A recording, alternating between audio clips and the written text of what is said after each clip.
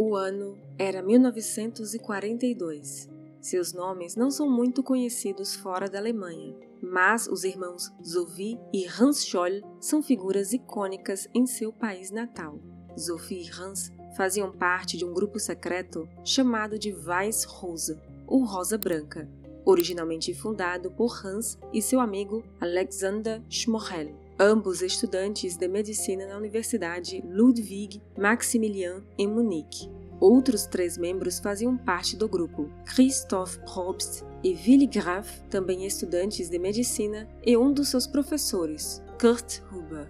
O grupo tinha como objetivo resistir ao regime nazista e sua ideologia totalitária.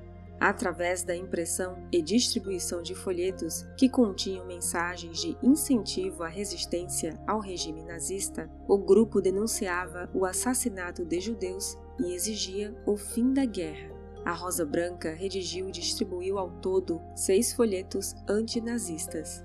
Os 4 primeiros tinham fundo teológico e filosófico e incitavam a consciência dos cidadãos alemães, como a responsabilidade de cada um como membro da cultura cristã e ocidental para se opor à barbárie nazista, enquanto os 2 últimos folhetos eram mais pragmáticos e diretos e buscavam incitar a população à ação.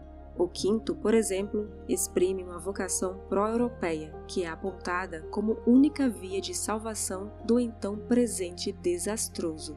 A organização distribuía seus folhetos pelo correio para diversas regiões da Alemanha e da Áustria, além de os distribuírem também pela própria Universidade de Munique.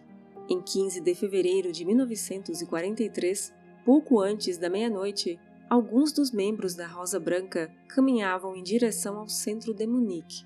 Dentre eles estavam Hans Scholl e Alexander Schmorell. Eles levavam consigo cerca de 1000 folhetos com denúncias ao regime nazista. Além de depositarem os folhetos no correio, Scholl e Schmorell tiveram uma ideia ainda mais ousada. Usando tinta preta e stencil, escreveram "Abaixo Hitler" na fachada da chancelaria da Baviera, a sede do governo do estado no sul da Alemanha. Em outro local, colocaram "Hitler assassino em massa".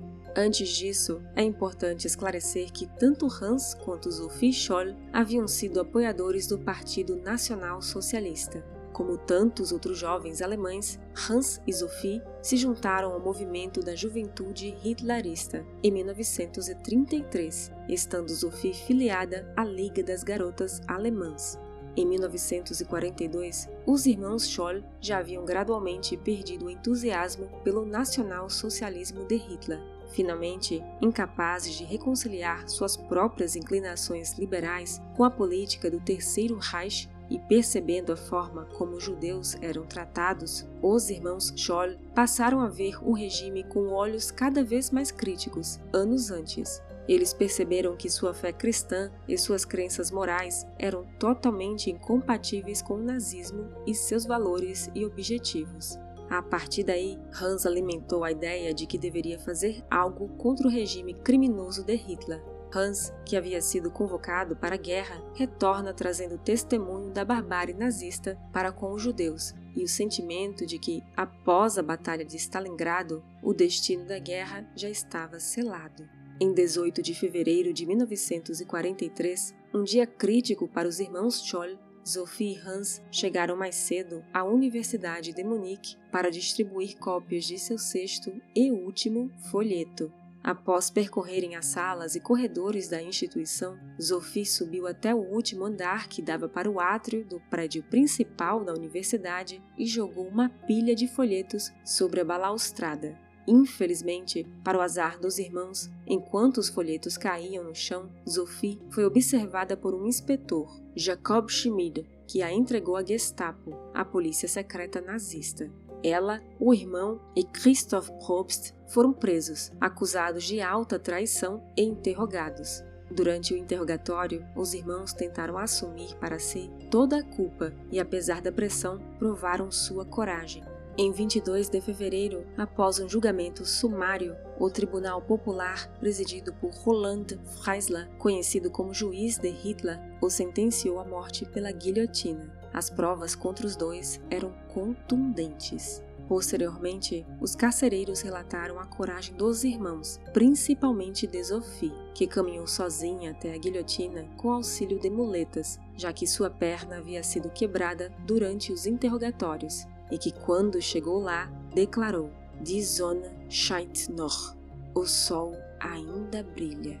As palavras dos irmãos Scholl e sua bravura ainda hoje são honradas na Alemanha. Quase todas as cidades alemãs de tamanho médio têm uma escola batizada com os nomes de Hans e Sophie Scholl, e um dos prêmios de literatura mais importantes da nação chama-se Troféu Irmãos Scholl. Franz Müller, um dos últimos sobreviventes da Rosa Branca, criou uma fundação chamada de Fundação Rosa Branca de Munique, que tem a missão de manter viva a memória dos Scholl. Franz vê nos jovens alemães um enorme interesse pela luta contra o nazismo e pela liberdade. Ele disse, abre aspas, eles tendem a admirar o que fizemos, mas Hans e Sophie não queriam ser heróis. Amizade e liberdade eram valores importantes para eles. Fecha aspas. Certamente, poucos foram tão corajosos quanto os irmãos Scholl naquela época, em uma Alemanha dominada pelo totalitarismo, de defender as próprias ideias e convicções e se opor a um governo que não respeitava as liberdades individuais. Como dizia o quarto folheto do grupo, abre aspas, não vamos silenciar, somos a consciência pesada de vocês. O grupo Rosa Branca não vai deixar vocês em paz. Fecha aspas. E complementando com as que seriam as últimas palavras de Hans Scholl, viva a liberdade. Die Sonne scheint noch. Este vídeo foi resultado da colaboração entre Baby Yoda e historiador libertário. Inscreva-se no nosso canal, curta e compartilhe este vídeo para nos ajudar a crescer. Que outros assuntos você gostaria de ver por aqui? Deixe seu comentário abaixo. Até o próximo vídeo.